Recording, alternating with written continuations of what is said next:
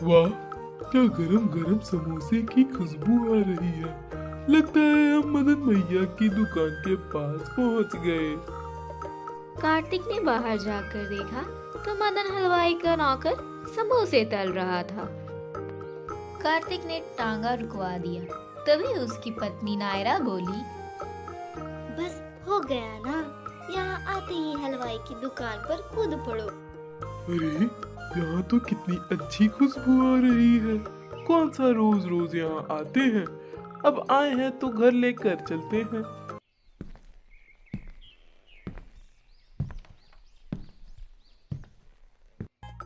अरे चाचा, कैसे हो? जरा 10 समोसे तो पैक करा दो। अरे कार्तिक बबुआ, बड़े दिनों बाद दिखाई दिए। तुम्हारे अम्मा बाबूजी रोज तुम्हारी राह देखते थे। अच्छा किया जो आ गए।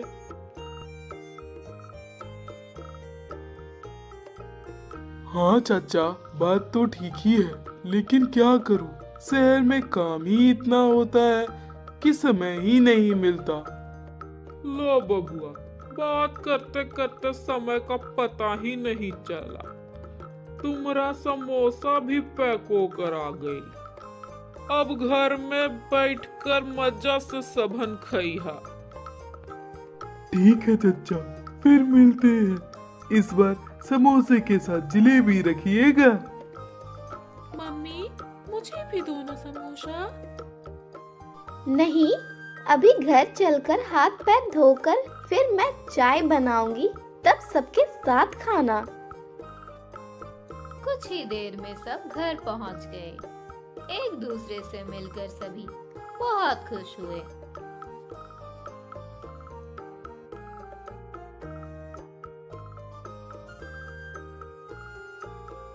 दादी माँ, मुझे समोसे दो ना। अरे मेरा राजा बेटा, मेरे राजा बेटे को समोसे खाने हैं। ये लो, मजे से खाओ बेटा।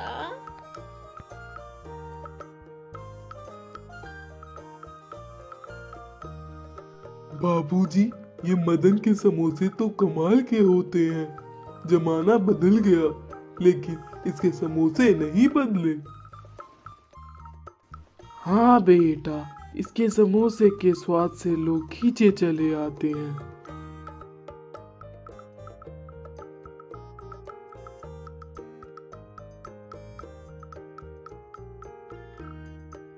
छोड़ो उसे बेटा। यह बता, कितने दिनों के लिए आया है? अब रुक कर जाएगा ना। अम्मा, मैं तो परसों चला जाऊंगा। छुट्टी नहीं मिल रही है, पर नायरा और कायरव रहेंगे कुछ दिन आपके साथ। अम्मा का चेहरा थोड़ा सा मुरझा गया, लेकिन फिर पोते के बारे में सोचकर उन्होंने अपनी सहमति जता दी। इधर कायरव अपनी ही धुन में पतंग उड़ा रहा था। शहर में ये सब कहाँ मिलता है।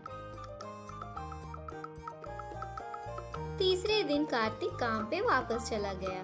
कायरव की छुट्टियां थी, इसलिए नायरा और कायरव वहीं रुक गए।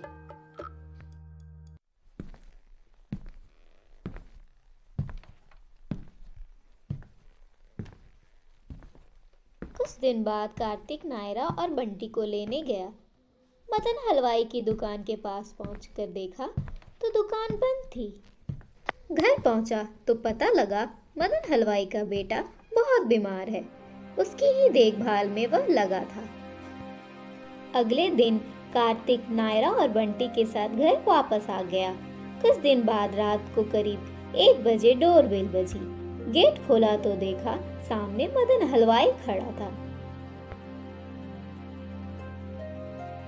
कार्तिक भैया, माफ करना, इस समय तकलीफ दे रहा हूँ। आपके बाबूजी ने पता दिया था, इसीलिए आ गया। क्या बात है, सब ठीक तो है? पहले आप अंदर आइए। भैया, वो मेरा बेटा अस्पताल में है, उसका ऑपरेशन होना है।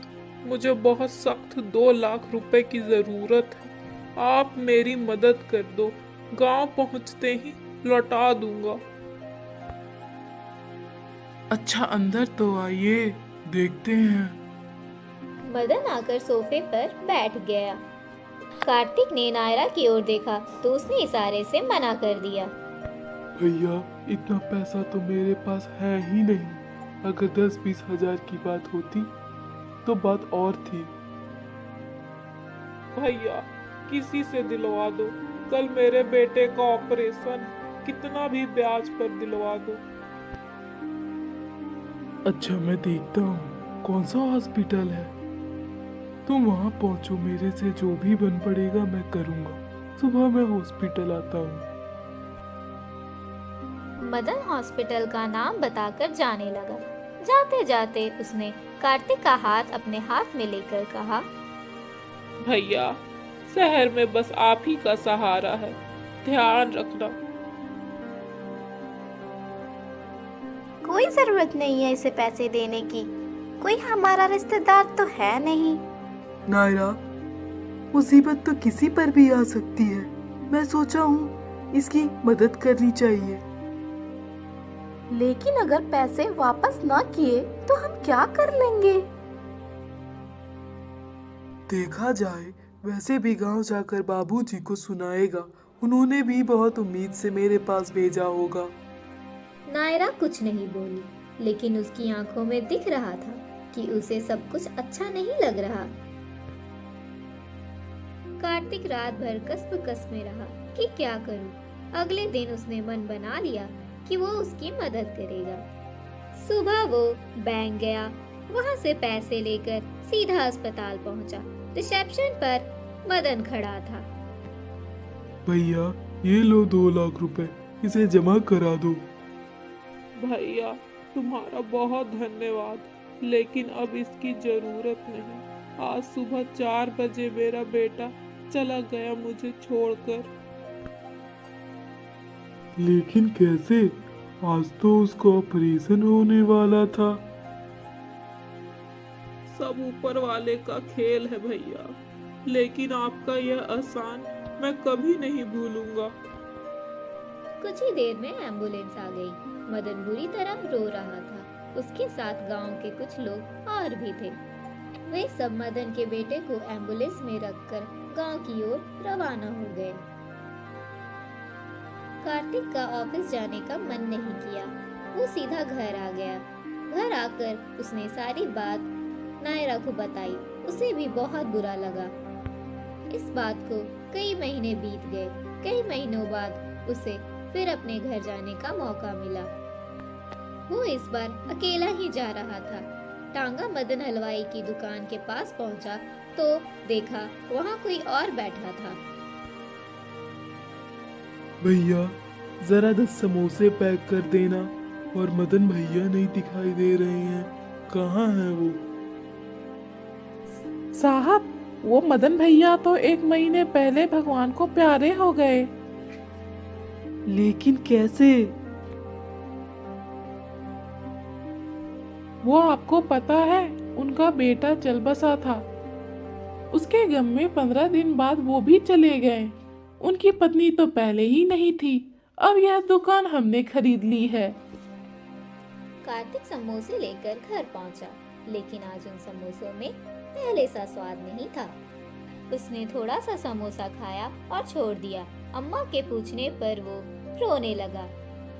कार्तिक मन में ही सोच रहा था कि मदन से उसका कोई रिश्ता नहीं था, लेकिन बचपन से उसकी दुकान के समोसे खाकर उन दोनों के बीच एक रिश्ता बन गया था, जिसके कारण वो मेरे घर मदद मांगने आया था। अब माँ, मैं जिंदगी भर यही सोचता रहूंगा, काश मैं मदन की मदद कर पाता, काश उसका लड़का बच जाता।